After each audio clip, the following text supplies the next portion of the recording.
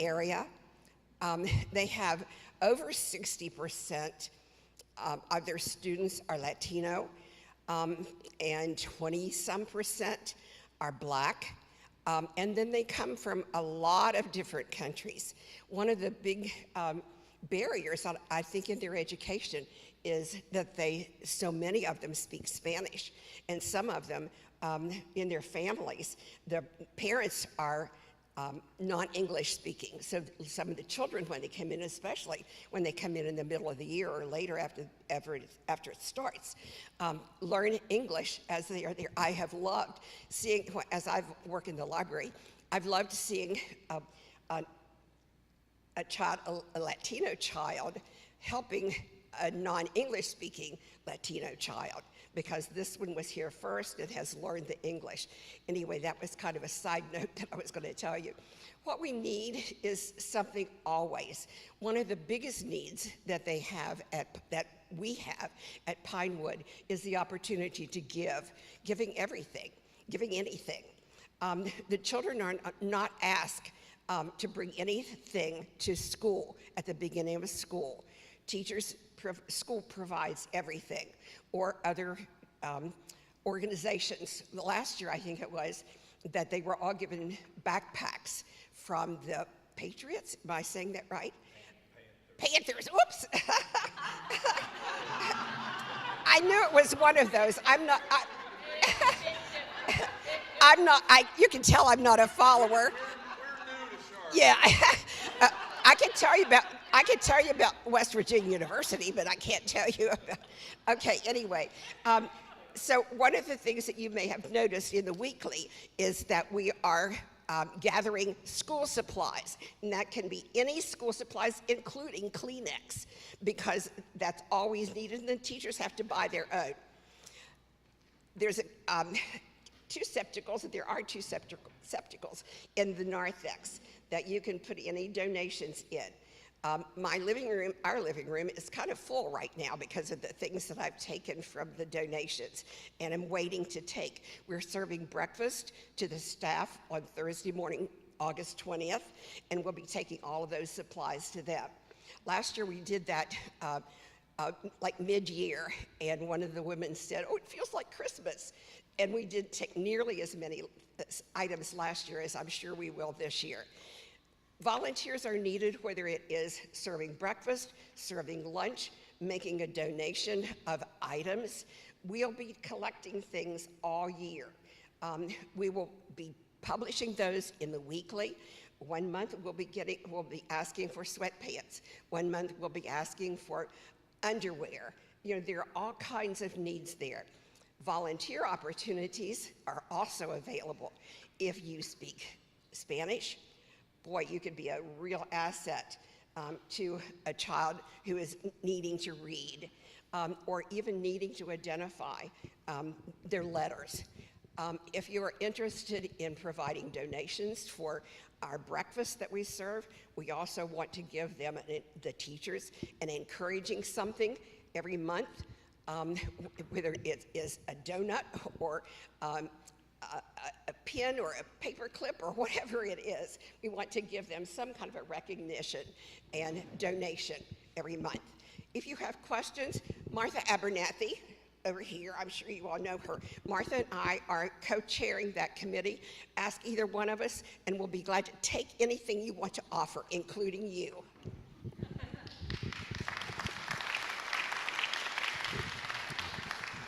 Thank you, Jeannie.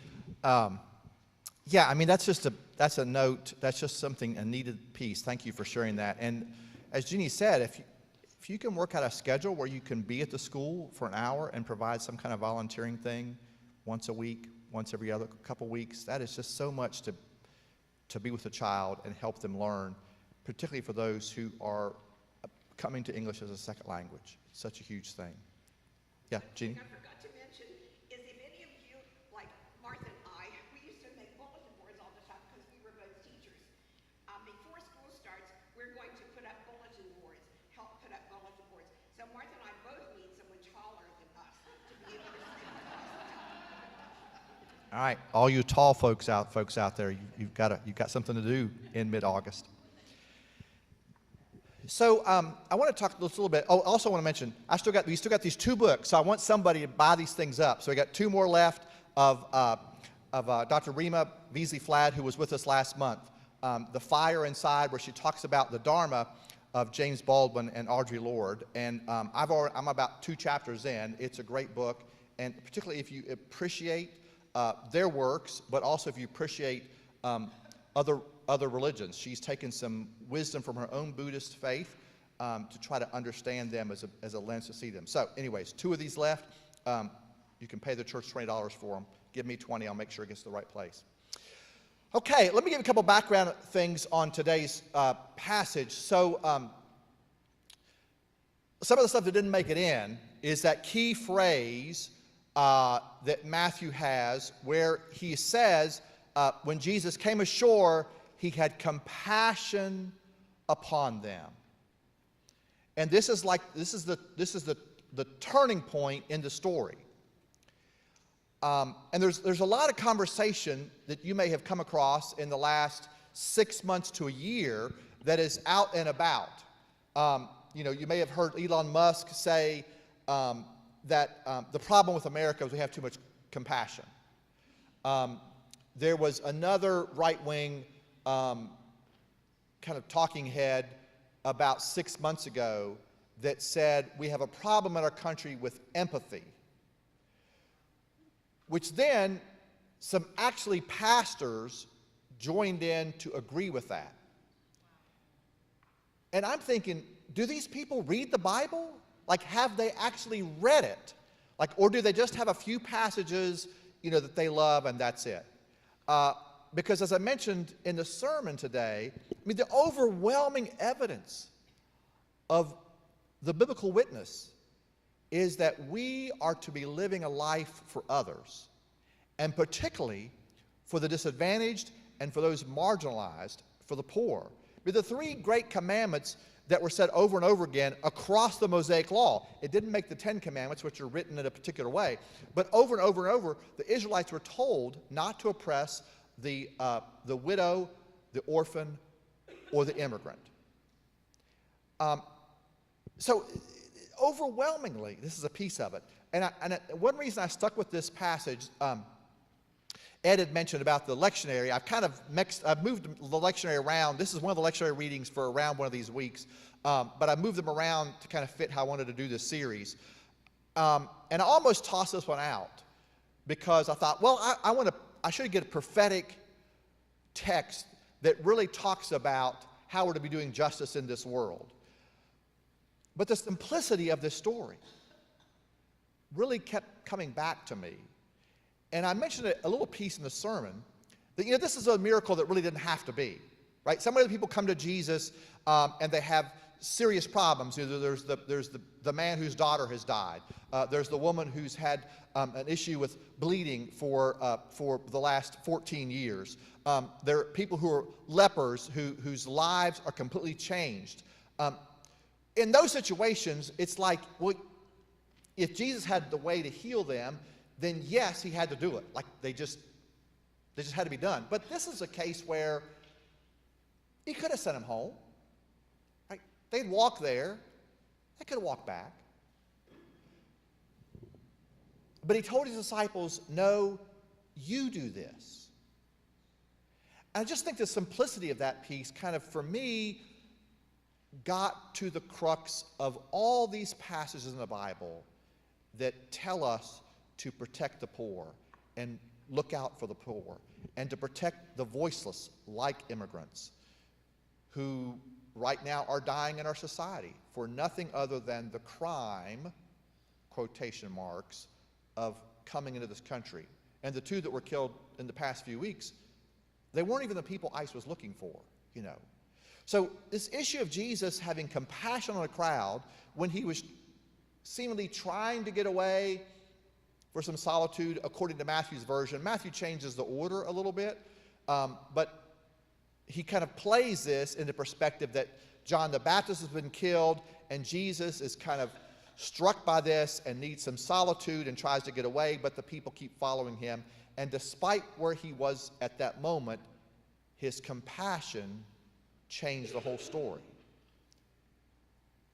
And this was a miracle of choice, a choice of compassion, as opposed to, well, that's not really my responsibility. Let's just let them walk back home. This is the only story, only big story, that is in all four Gospels outside of the Passion narrative. So the Passion narrative is all of Jesus' last week on earth, is all the Gospels. But this is I could be fudging on that. I'm pretty sure this is the only major story. Let me say I'm pretty sure in all four Gospels. And so it's interesting to kind of look at how those Gospels change things.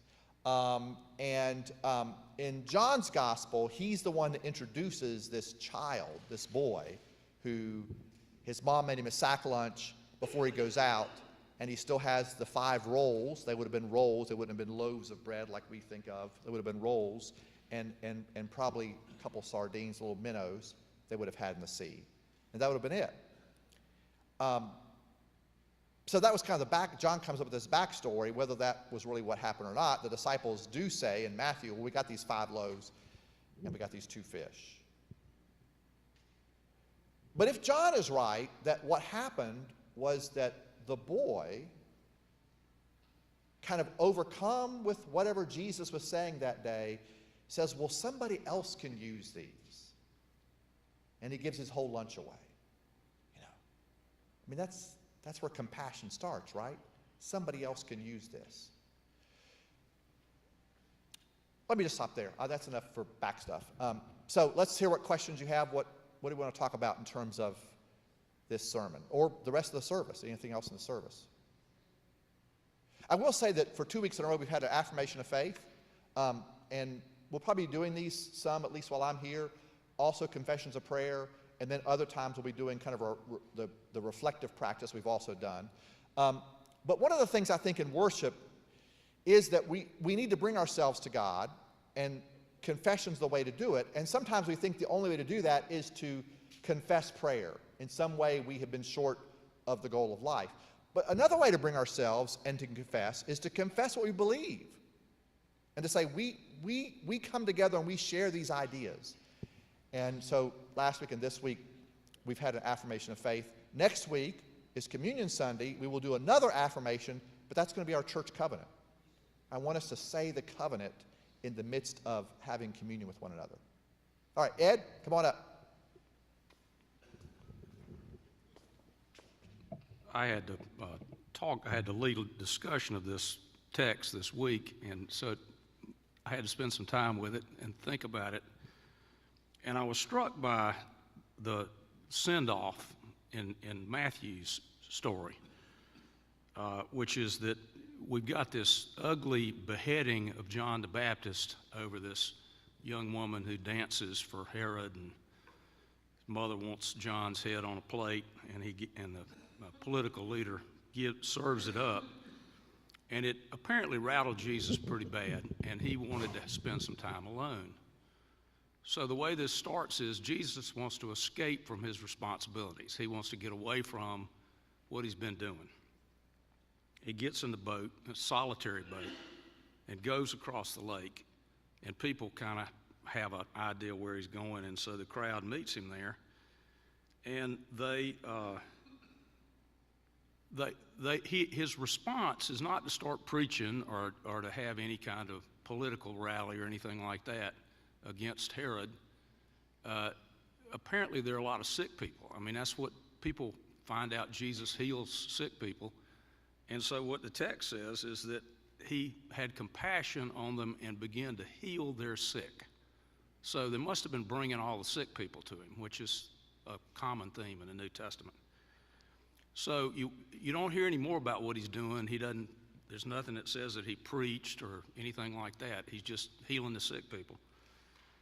And then we have this miraculous story about everybody getting to eat. And one of the questions that just seems to get dodged in the text here is they have only 5 loaves and 2 fish. But somebody brought those 5 loaves and 2 fish. And in the other Gospels, it's the little boy. But you wonder if 5,000 men, not counting the women and children, I know the family I grew up in, if we're going across the lake, the ladies might pack a lunch or pack a picnic. And so you have to guess that there might have been more there than just the loaves and fishes, that other people might have brought some food. And so when Jesus says we can all eat, you don't have to go back to the McDonald's across the lake,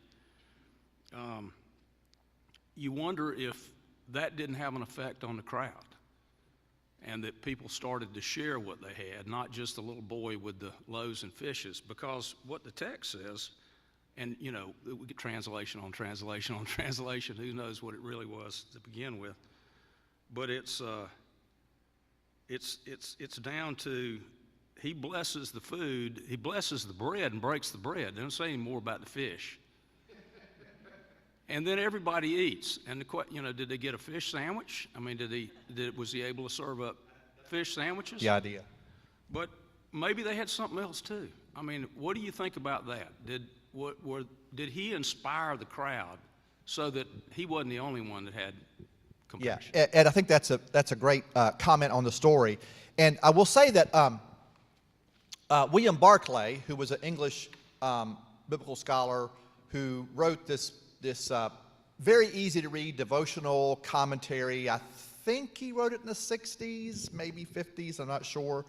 And Barclay was kind of up among that realm of 20th century liberal theologians, liberal Christianity, who oftentimes thought it was their job, and I mentioned this in my first sermon in this series, they often thought it was their job to help scientific, modern people kind of relate to the Bible, right? Because all these miracles, like, it's just too much to believe. I mean, even Thomas Jefferson, a child of the Enlightenment, he took his Bible and he cut out all the miracle stories because no scientific person would believe that stuff, right? That's just superstitious stuff. So Jefferson, the Jefferson Bible, has cut out all of that. So Barclay, as a good liberal theologian, biblical scholar in the 20th century, as he goes through miracle stories, is always trying to explain how it really happened. This must have happened this way. And Ed, that's exactly what he says. He said, this boy comes up, he shares this bread, and other people realize, oh, I guess I shouldn't keep this for myself because, well, those people over there, they don't have anything. I've got the sack lunch mom made for me, but they don't have anything, so okay, I'll share. And then somebody else sees somebody share, and then so on and so forth. Which I can preach that. Like, that's a great message to preach, right? I mean, this is a part of it. Generosity is contagious, okay? We often kind of say that, bad attitudes can be contagious too, but generosity can be contagious. So I think that's one explanation to the story. I think we've kind of gotten to a point in our pluralistic society where modern Christians don't need to be told how miracles happened in some explainable way. Modern people who aren't going to church at all and even wonder whether they should believe in God need to be told stories that inspire them to believe and to have faith. And so I think you're spot on, Ed. If I had to explain the story, that's how I would explain it. However, I've gotten to a point now where I just want to tell the story and let the story be inspiring. And I'll just leave it be. So I'll take your story, Ed, and then I'll also say, but I also just want to let the story be. Whatever happened, happened. And maybe Jesus magically multiplied bread and fish. I don't know. I wasn't there. But I do know that our stories communicate in ways that facts can't. I also think you're spot on in terms of the whole John the Baptist dying and Jesus needing some seclusion. In fact, afterwards, the story after this in Matthew's gospel, Jesus seems to be trying to get away some more. He hops back on the boat to get away from people again. He's needing some solitude, and then comes the walking on the water. And I forgot how Barclay tried to explain that one away. But anyways, that doesn't matter. So. I'm sorry? He knew where the rocks were. That's right, because he knows all, right? He knows all. So. Yeah, come on up. And then Victoria, get after that. Yeah.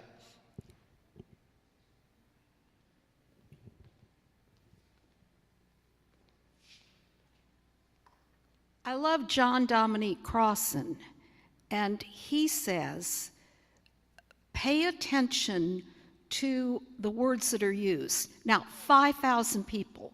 Was anybody sitting there counting? Of course not. This is supposed to be symbolic. And he says the more important the message is, the more likely the writers are to use symbolism. And I'm paying more attention recently to how many times in the New Testaments Jesus says to the disciples and the people, you do it. I'm not raining food down from heaven. And I also want us to pay more attention. I don't think the church talks about it enough. The Holy Spirit. When Jesus leaves, he says, I am leaving you, the Holy Spirit. And to me, it's much more difficult to get people to share equally than it is to just conjure up food. And I think there's a real message there in this world. And I think it's ironic, I'm going to get to politics, that Donald Trump wonders why we don't have more immigrants from Norway. Because they like it in Norway. They're the happiest people in the world. And they are a democratic socialist form of government. Yeah, I was in Norway in May, and it was pretty nice there. Yeah. All right, Victoria, hop on up. You were next. Well, I think that Ed and Kathleen and you already said what I was going to say, that the miracle that day was that the people decided to feed the 5 loaves and 2 fishes. Yep. Yeah, Ed and I were talking a little bit about this before worship, and you know, one of the things that is always talked about, if we try to help the poor or marginalized too much, then they'll become dependent upon that help. That's always the big argument you want to use. And I told Ed, I said, that's always the argument of the tight-fisted, right?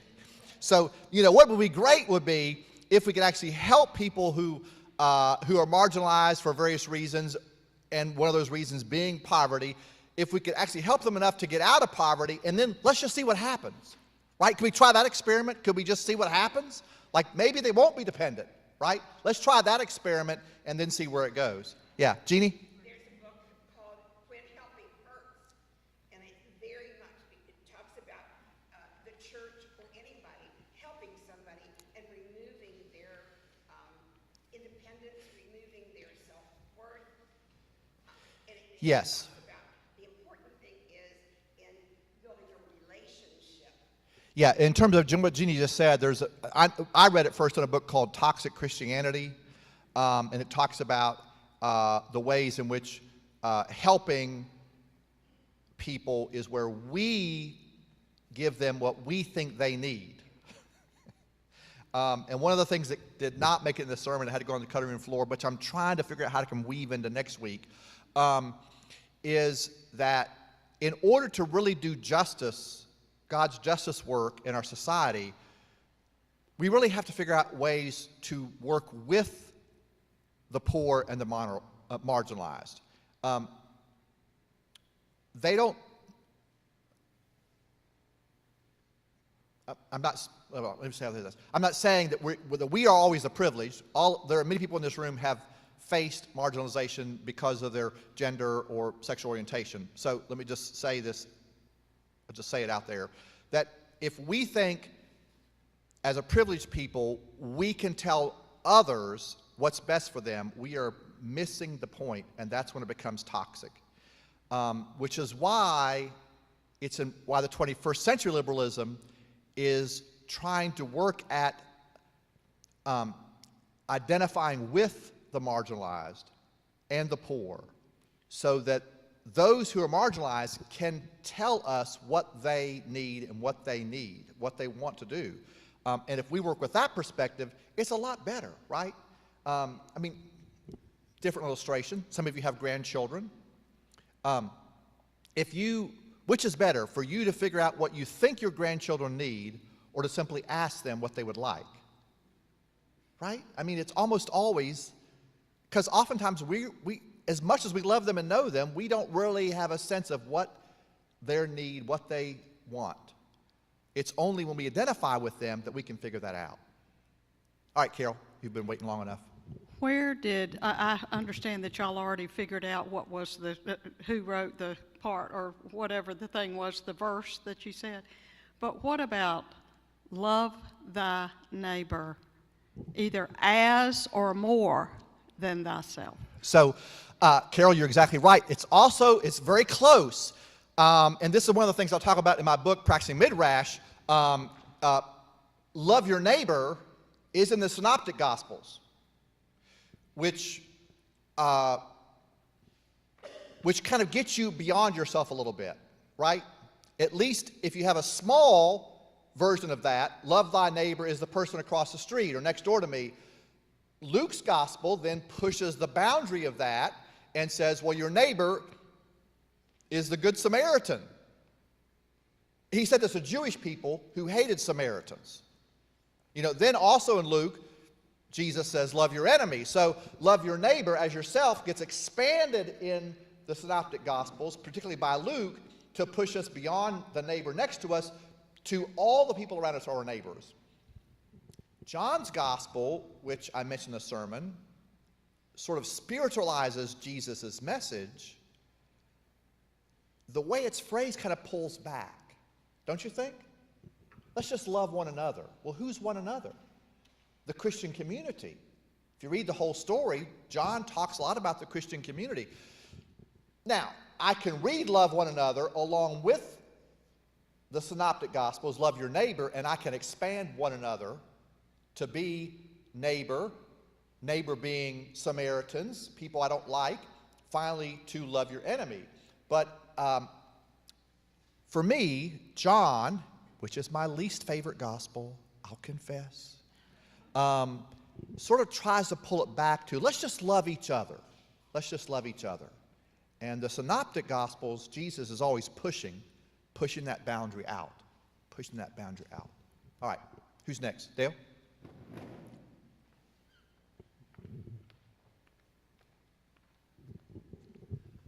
I appreciate your reference to Jim Wallace because he's such a model for us. And I remember Jane and I took a workshop with him many years ago, and it was on transforming society. And he said the first step in transforming society, get out of the house more. And it was that simple, that you've got to be with people that you don't normally you're not normally with. The other thing that occurred to me was something else that I had learned, and that is the phrase people first. So when we talk about the poor, the rich, the homeless, the immigrant, if we would say people who are poor, people who are immigrants, they become human. They're not a category and so forth. And I think that makes a big difference. And my last comment is something that we used to teach our staff at the Urban Ministry Center, was when you're talking to this person, think of yourself as a travel agent. Ask this person, where are you trying to go? How would you like to get there? And then you can use your knowledge, your experience, your connections to help them craft different paths. But it's their choice of a destination, it's their choice of the path. And we can be helpful in that way, but we keep ourselves from deciding where they ought to go and how they ought to get there. So. Yep. Thank you, Dale.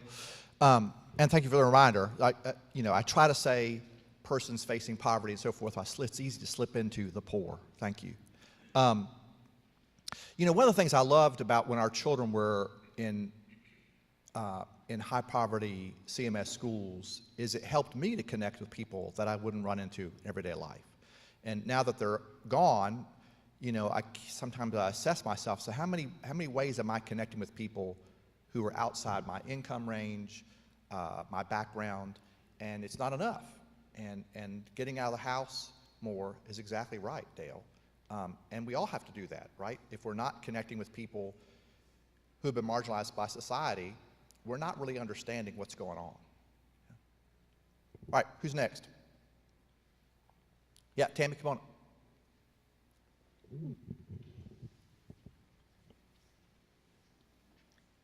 Thank you for those provocative thoughts.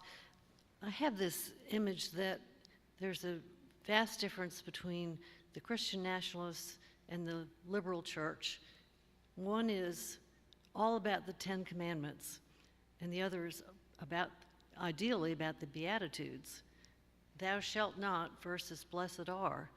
And to me, that summarizes the gap that we look across with each other. Could you comment on that, please? Yeah, that's a great thought, Nancy, Tammy,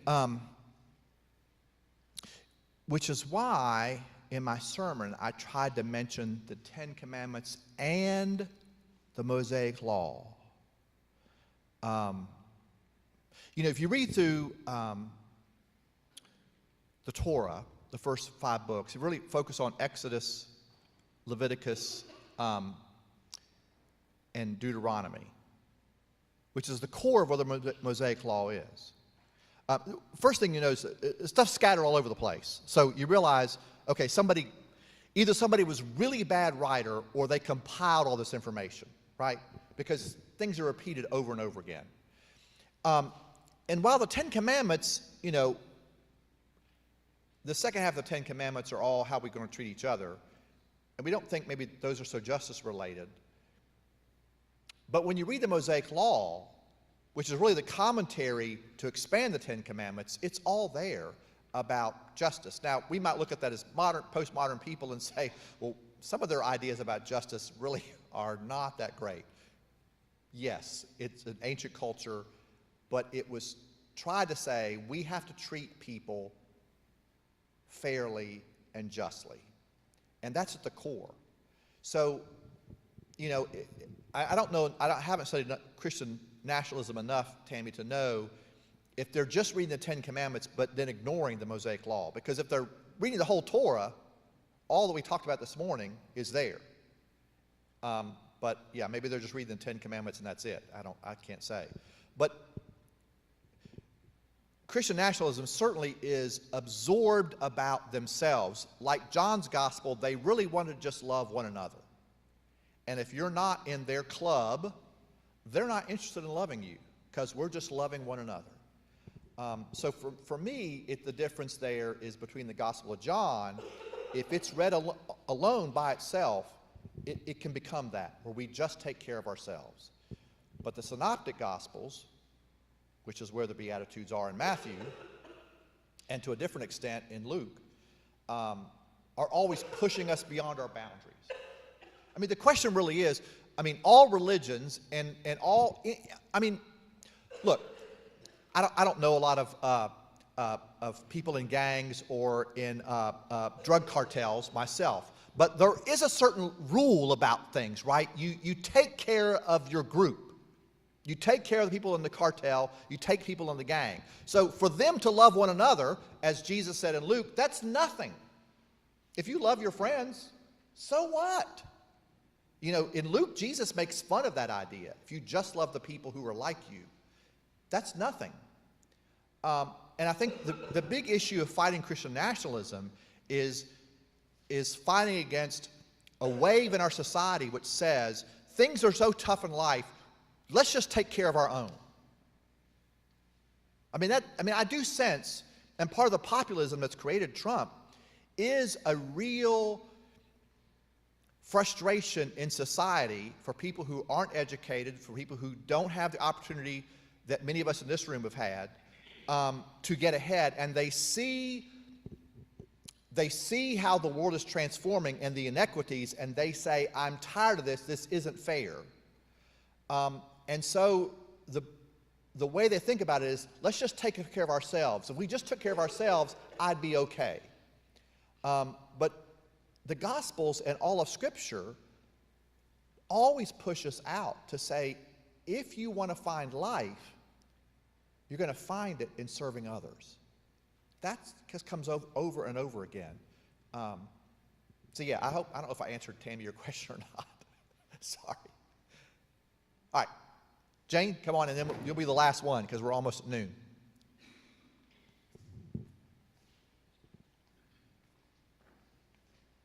I really appreciate what Jean and Martha are doing at Pinewood. Hope I can get involved in that. And this is just a comment, or I guess it is a question. Throughout my ministry, it's been a challenge to know how to facilitate movement beyond direct service and involvement to the justice that you're calling us to advocacy, public policy, whatever. This congregation, probably more than any in town almost, probably has figured some things out about that. And I'm just curious, is there anything going on right now related to advocacy for kids for whom English is a second language, or other kinds of involvement in justice ministries? Yeah, thank you, Jane. Paula can answer that probably better than me, so. I would say something anyway, and now I'm definitely up here. First of all, I just want to say... Here, just hold this. Thank you. Face everybody. First of all, I just want to say, as your new chair of the Ministry of Justice and Outreach, which we lovingly call Mojo, I thought that was absolutely an amazing sermon. I wanted to stand up afterwards and say, "Get your mojo on." That's our new tagline. We've kind of taken the summer off to some degree. The Pinewood thing is going on. In terms of advocacy, we have just partnered with the League of Women Voters to help get out the vote. And that is going on right now, and I've got to say, that organization is the most amazing organization I've ever worked with in my life. I've already met 6 people, and I just contacted them Wednesday. We are going to be doing everything. We've partnered with 5 churches to canvass, to register. We're going to be taking people to the polls. And right now, we're writing postcards, and I'm getting postcards delivered to me this afternoon. So if any of you would like to jump in on that effort, just let me know, and I'll see that you get the postcards. They have to be back to them by the end of August. So that's the biggest thing we have going on right now. There's a lot of advocacy when it comes to environmental justice, which I also lead, and September 13th is Startup Sunday, and you all, we need you back here, right here in Heaton Hall after the service. All the ministries are going to have a table. Mojo will have a table. All of our folks will be there to talk about all the things we're doing, and we have an awful lot going on. So thanks very much. Thanks, Paula. Yeah, well, it's enough. Hope you all have a great Sunday, Sabbath day. Find some rest sometime today, and get out and pull the crabgrass that's in your yard, because it's really ready to come out. I spent half an hour yesterday getting the crabgrass out. It just came right out. So good luck with all the stuff you got going on your week. We'll see you next week. Thank you.